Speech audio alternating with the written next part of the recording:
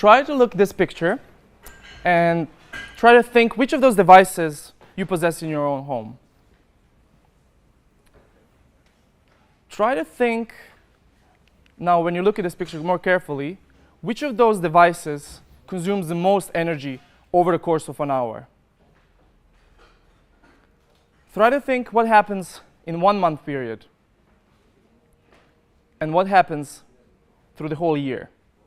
Will those estimates of energy consumption be the same? Today, I'm going to talk to you about how consumers perceive energy, and I'm going to tell you why this is one of the key ingredients of sustainable energy future. Before we even start talking about energy consumption, it is important to understand how energy systems function. So it all starts with extraction of primary energy. We have either coal or natural gas or some other as renewables, which is being transformed into secondary energy. Secondary energy, as we know it today, it can be in the form of electricity or in the form of gas or some other forms. And that energy is being distributed by the providers, in the case of electricity, utility companies, who distribute this energy to consumers. This is a pretty simplified process, how the energy system works, but it shows us the way how energy is being transformed and provided. And in this process, about 40% of energy is being lost. This is particularly important for the topic of energy conservation and also environmental degradation caused by the loss in energy systems. Let me give you a really simple example. Let's take the old-fashioned incandescent light bulb. It consumes 100 watts over the course of 1 hour. If we leave this light bulb on every day for the whole year, it is going to consume around 900 kilowatts an hour for the whole year. If we take it to the next step, this will be 325 kilograms of coal in 1 year. And if we take it even further to show the impact, this will present 0.6 metric tons of carbon dioxide in 1 year from just one light bulb. Can you imagine the impact? This chart represents the picture of how consumers perceive energy. On the horizontal axis, we can see the actual energy consumption of each of the devices. And on vertical axis, we can see the perceptions of energy consumption.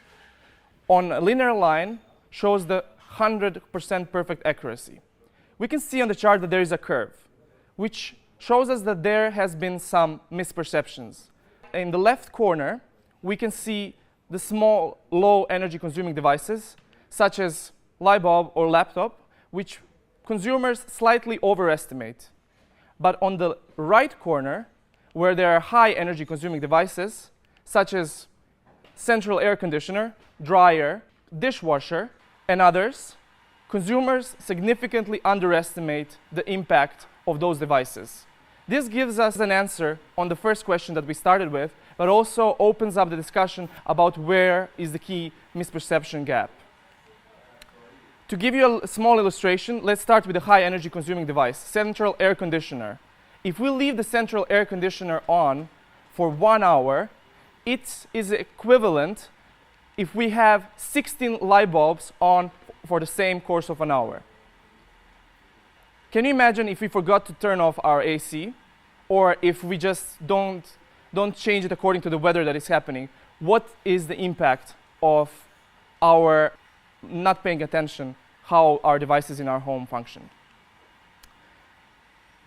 Let me tell you how my pathway brought me to the topic of energy consumption. It started with several frustration moments in my life.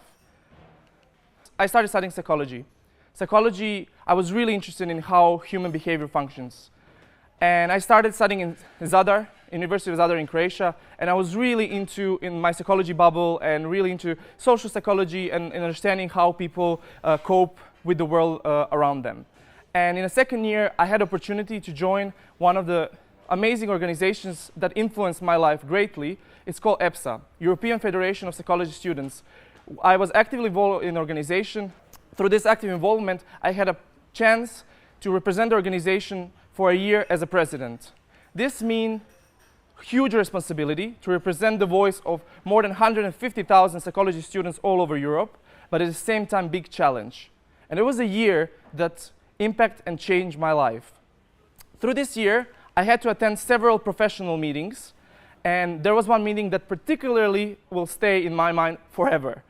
And in that meeting, it was hosted by European Commission, and the topic was science education. So just by the title, you can imagine that there were a lot of scientists, chemists, physicists, engineers, who were discussing the topic of science education, and I was there to represent psychology. After several hours discussing about different topics, what is important in science education, there was an agenda of the budget. And in the budget, I saw that there was no space for social and behavioral sciences. And I raised my hand, and I asked, why is the issue? The response that I got was quite shocking, but also awakening for me.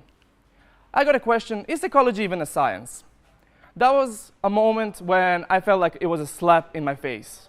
It burst out my psychology bubble, and I was really in shock and offended by the talk, by the comment from the key physicists who were chair of the committee, but also in the same time, it was an eye-revealing moment because I realized that the other scientists don't realize the full potential of psychology or don't see psychology in the same eyes that I do. With further involvement in understanding of the process of globalization and how the different institution functions, I started my second master degree in public policy, and I was analyzing the topic of energy policy on European level.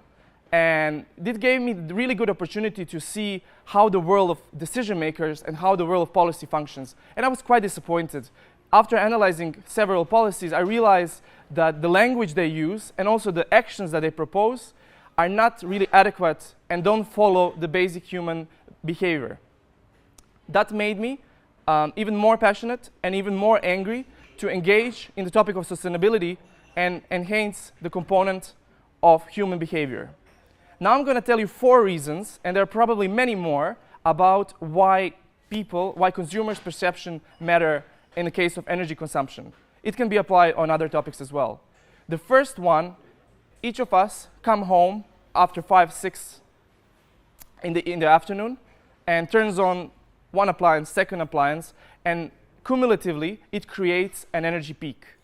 A peak that utility companies has to cope, and it increases, so in general demand becomes greater, and additional plants or fuels have to be used, additional demand is created, and if there is a communication between utility companies and consumers in those situations, if there is a dialogue, this could be prevented. Consumers can lower their energy consumption in a crucial moments, but also save money, impact the environment, but also utilities company can not charge additional, but also save the primary energy. The second reason, which is more recent, is with new technology development. Different smart meters and in-home displays are created.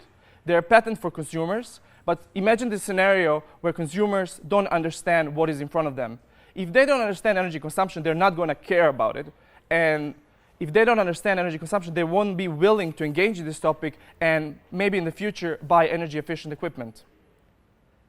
Third, there has been huge effort with the behavioral interventions, how to motivate consumers to change their behavior. So far, the effects have been relatively short term, but we need to find ways to how to give appropriate feedback to consumers, the feedback that consumers will understand. By understanding our misperceptions or perceptions, we are one step closer to giving any one of you the proper information that will help you to think and change your behavior.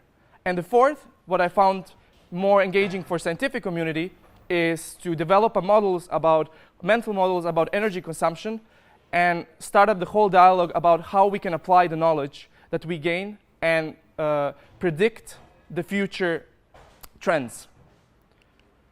My contribution in this area that I'm going to do for my PhD is lead me to a special community, Pecan Street community in Austin, Texas, which allows me to do exactly this research. They're a well-equipped community with all the new technology, energy efficiency appliances. Every house is sub-metered for each of the appliances level. So I'll have the actual energy consumption data for 1 minute interval for the whole year. And on the other hand, we are allowed to use online experiments on a community to test their perceptions. This is already a key contribution in this particular field, because that assessment of misperceptions has never been done so far. So this is going to be my engagement and my contribution to understanding how misperceptions function. I'll like to have a moment of pause and give you with this quote. It comes from Dan Ariely, which is famous psychologist and behavioral economist. He's a professor who wrote a really, really interesting book that I recommend. It's called Predictably Irrational.